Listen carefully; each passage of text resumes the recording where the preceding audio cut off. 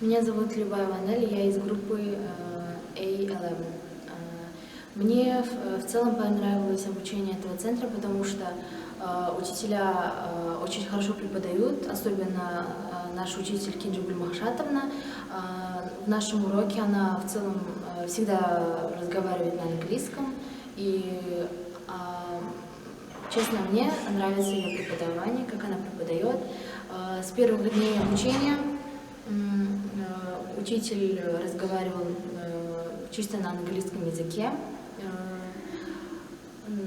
Потом, как мы изучали спикинг, нам с первого дня показали видео, где дети тоже разговаривают, сдают этот спикинг таск, и мы благодаря этому узнали, как нужно сдавать, и учитель дополнительно объяснил, как нужно говорить, и какие части мы должны учить, и что мы должны знать. В reading part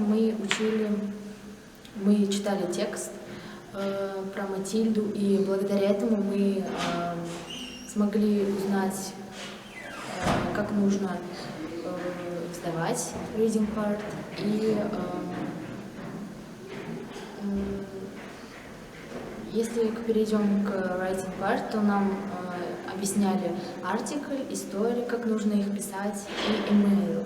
И учитель на каждом уроке отдельно объяснял, как нужно это писать, и нам понравилось обучение в Cambridge Study In. Второй вопрос. Как сегодня проходит сам экзамен по регламенту?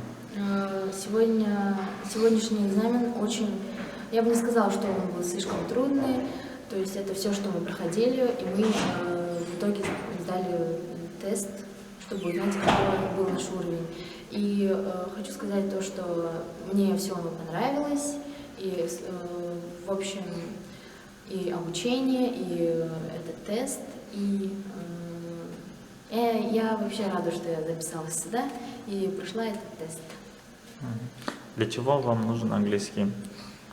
Для чего? Потому что я планирую в дальнейшем стать переводчиком, и чтобы переводить на английский язык, так как сейчас он международный язык, нужно каждому человеку знать этот язык, чтобы в дальнейшем разговаривать свободно на этом языке и